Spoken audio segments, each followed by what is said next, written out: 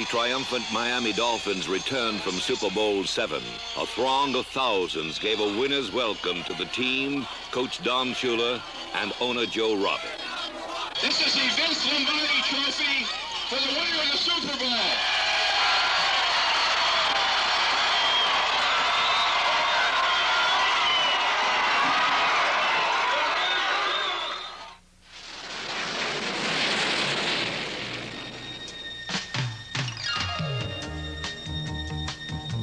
Arrowhead Stadium was the scene of the opener. Don Shula had set a single goal for the new season: to get his team in the Super Bowl and win it. Beating the Chiefs in their new stadium would be the first step. The irony of opening in Kansas City was apparent to all, especially Don Shula, for this was a rematch of 1971's Christmas Day playoff in football's longest game.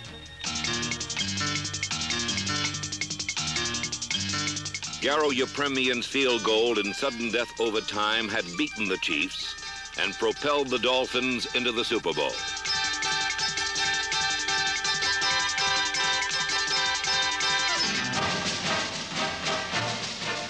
Now, as the Dolphins began the 72 schedule, all the psychological advantages belonged to the favored Chiefs.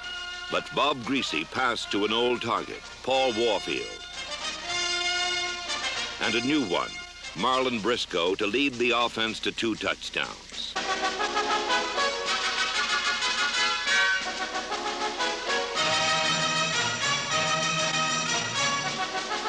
Miami's famous no-name defense was superb, stopping the Chiefs' running game, shutting off their big threat Otis Taylor, and harassing Len Dawson throughout the game.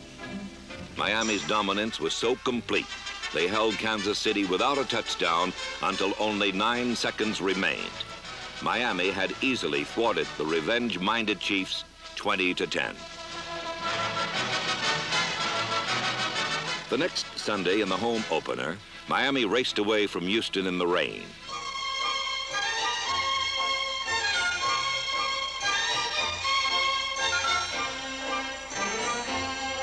All 4 of Shula's backs, Morris, Zonka, Greasy, and Kick, scored touchdowns as the Dolphins won their second 34-13.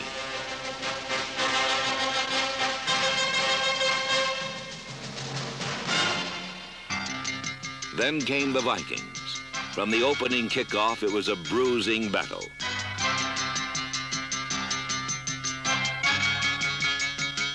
On their very first series, Fran Tarkington burned Miami with the bomb, and Minnesota led. But the Dolphin defense, led by Nick Buonaconti, number 85, kept Miami in the game by sacking Tarkington 5 times and taking away the long pass by employing a 5th defensive back in Shula's nickel secondary. Garo Yepremian's long-range field goals of 38, 42, and 51 yards kept his team close, but Miami trailed with less than 2 minutes left. Then Bob Greasy, in a masterpiece of clutch passing, moved the Dolphins downfield.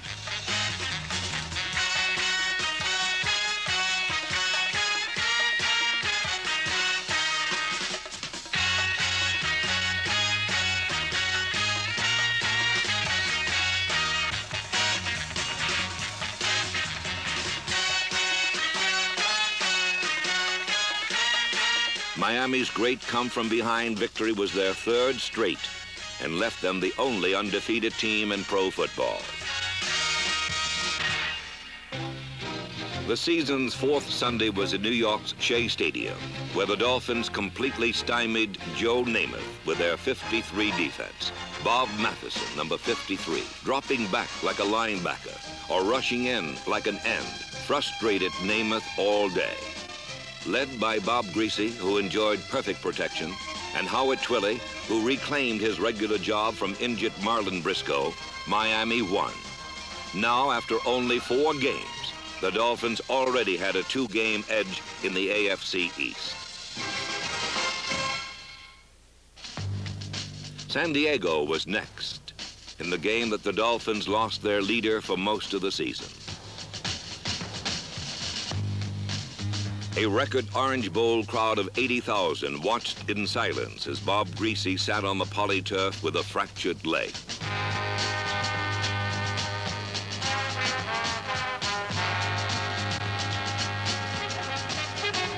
But Miami was well prepared, and as Bob Griese was wheeled off the field on a stretcher, his successor, the last of the crew cuts, 38-year-old Earl Morrall, took his place at the line of scrimmage.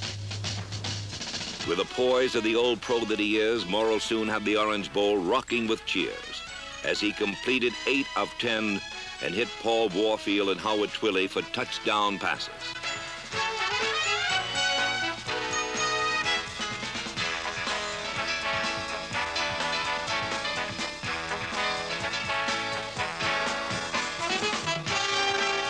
The no-name defense got the team into the scoring column as well, when safety Dick Anderson went 35 yards with a Charger fumble. Miami had won its 5th straight to remain unbeaten, but the cost had been high. Game number 6 brought Buffalo, and with Griese on the sidelines, the Dolphin defense took charge of the game. O.J. Simpson was held to 13 yards rushing in the first half, and in the second, Manny Fernandez stole a handoff and the ball game as Miami squeezed past the Bills by a single point.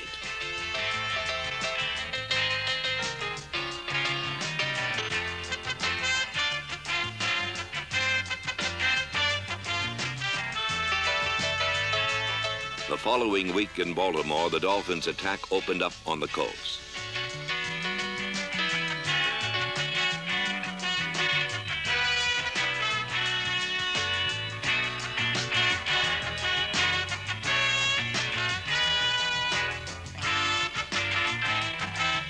But the specialty teams were the real stars, blocking 2 kicks and recovering a fumbled punt.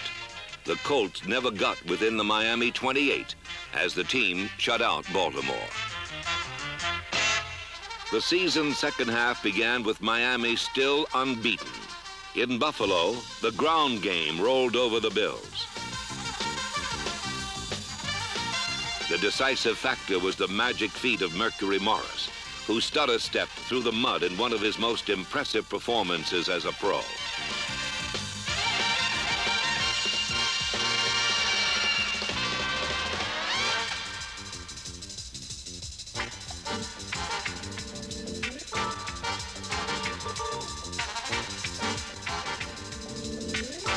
Miami had win number 8, 30-16.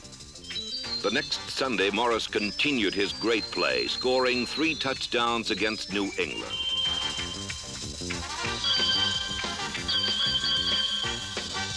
The entire offense was awesome as Miami passed their opponents out of the Orange Bowl.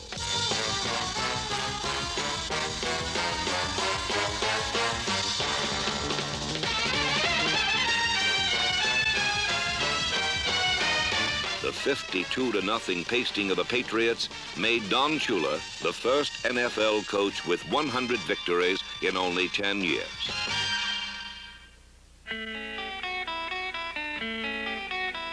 In Game 10, Joe Namath's arm gave the Jets a 10-point lead.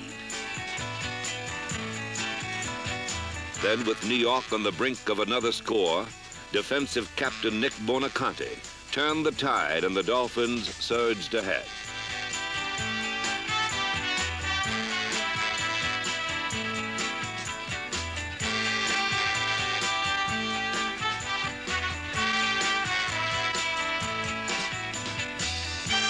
The mercurial Morris was turned loose, churning and cutting through the Jet defense in a brilliant display of open field running.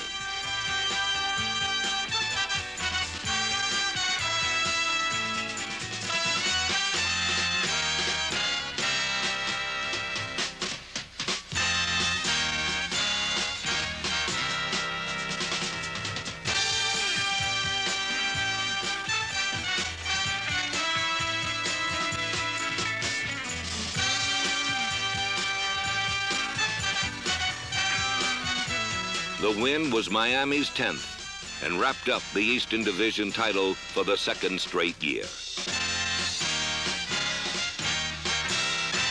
On Monday night against St. Louis, Larry Csonka bulled his way for well over 100 yards for the fourth time this season, and a dazzling aerial show demonstrated Dolphin receiving depth.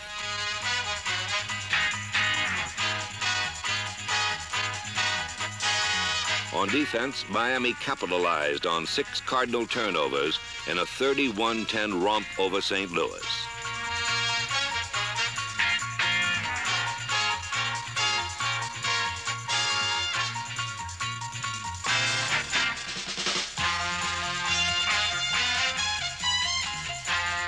Next, in New England, Csonka's 45-yard burst earned him his second straight 1,000-yard season, as the Dolphins established a team yardage record, rolling up over 500 against the Pats.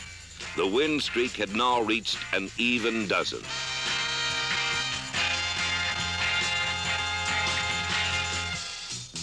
In Yankee Stadium, a relaxed Alex Webster and his Giants were determined to break the Miami streak. Shula's team was bucking the law of averages, and a hostile crowd of 63,000 who would have enjoyed nothing more than to witness a Dolphin defeat in the big town. But Jim Kick, averaging 11 yards each time he got the ball, put on a brutal display of power running. And great catches by agile Paul Warfield decimated the Giants' secondary as Miami won with room to spare.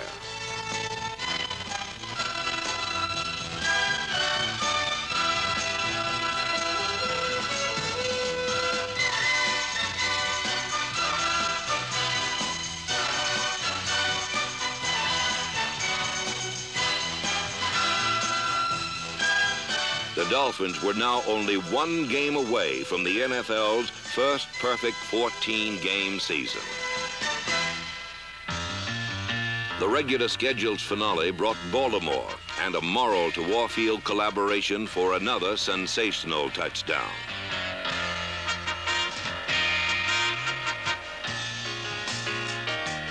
Warfield's touchdown and Garo Yepremian's field goals of 35, 40, and 50 yards accounted for all the Miami scoring. It was in this game that the Dolphin ground attack broke a 36-year-old record to become the greatest rushing team in NFL history and the first to have 2 1,000-yard runners on the same squad. The no-names were again superb, completely shutting off Marty Dombrys and John Unitas for Miami's third consecutive shutout over Baltimore.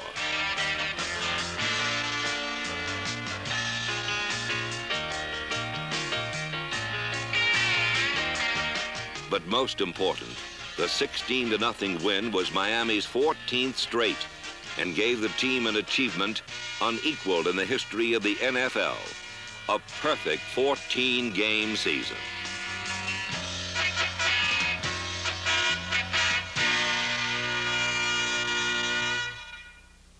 Shula and assistants Arnsparger, Clark, Keene, Scarry, and Tassif coached a team that ranked #1 in offense and defense in the NFL.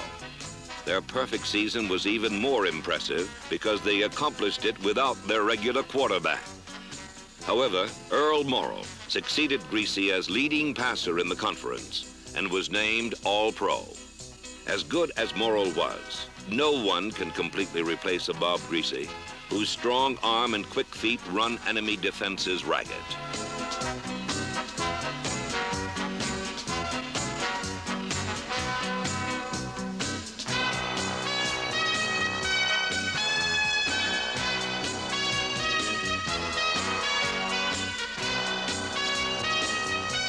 The Dolphins' rushing record was nothing less than a personal tribute to Miami's fine offensive line of Jim Langer, Norm Evans, Doug Crusan, Wayne Moore, and Bob Kuechenberg.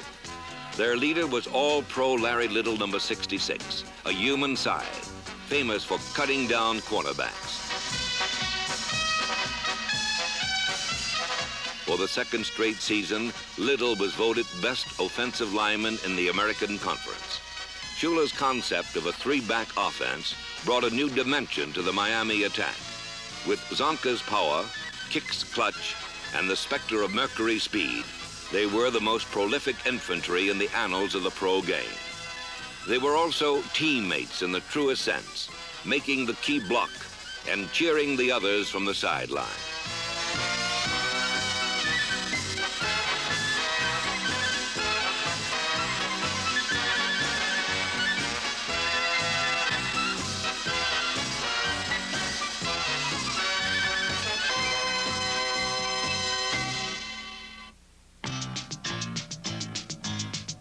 In the playoff with Cleveland, the Miami specialty team blocked a punt for a touchdown, and the Dolphins took an early lead.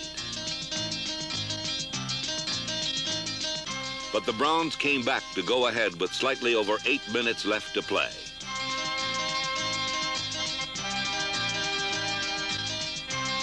Here, Miami showed why it was unbeaten.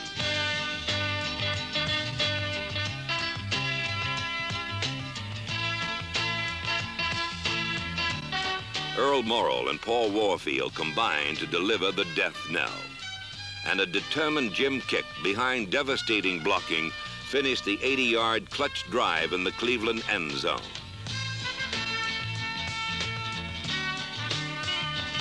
The Dolphins, in a pressure-packed performance, had come from behind to win, and Miami's inexorable march through the season continued.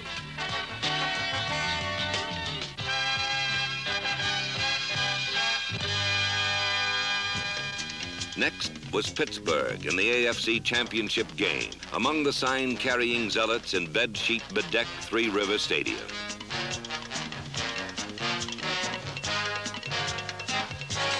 On their very first series, the Steelers scored and took the lead.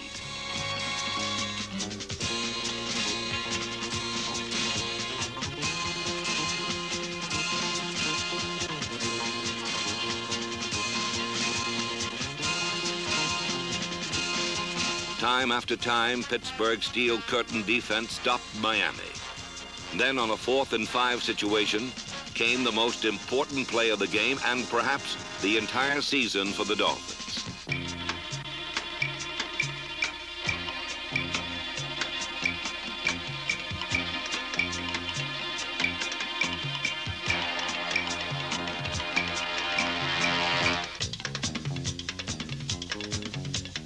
With Steelers seemingly running interference for him, punter Larry Seipel's risky 4th down gamble succeeded, and Miami was on its way.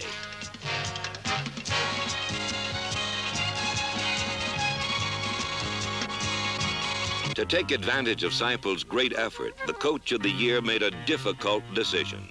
To get the offense untracked, Shula replaced Earl Morrall with Bob Greasy. The results were not long in coming.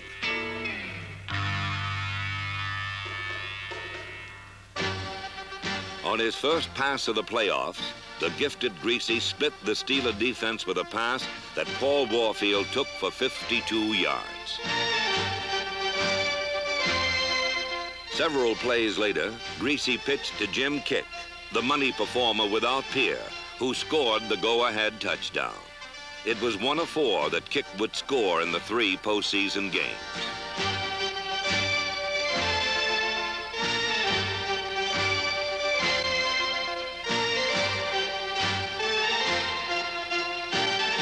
Miami had its 16th straight and repeated as conference champions.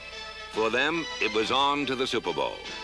For crestfallen Steeler rooters, the banners came down for good. The Dolphins had ended their great season.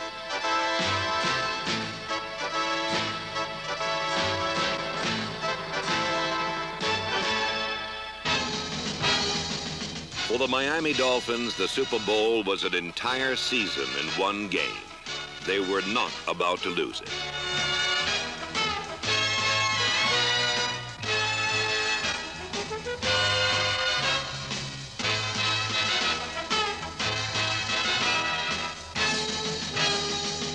Bob Greasy hit on 6 of 6 passes in the first half and threw to Howard Twilley for the game's first score.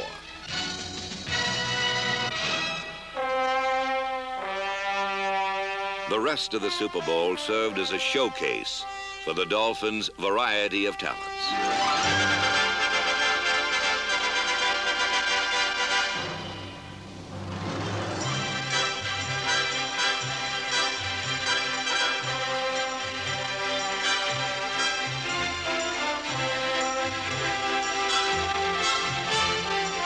The Dolphin defense was the real story of this game, stopping Larry Brown cold. Jake Scott was named Most Valuable Player for his 2 interceptions. And Manny Fernandez had the kind of a day a defensive lineman dreams about, as the no-name defense completely controlled the game.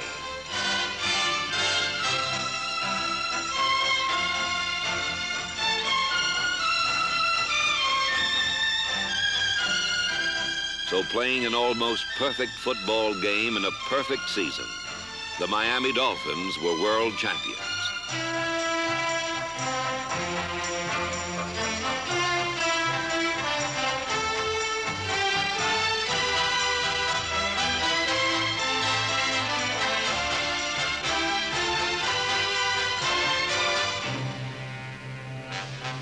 Only 7 years since Joe Robbie was granted a franchise in the old AFL, Miami not only won the Super Bowl, but had gone an entire season undefeated.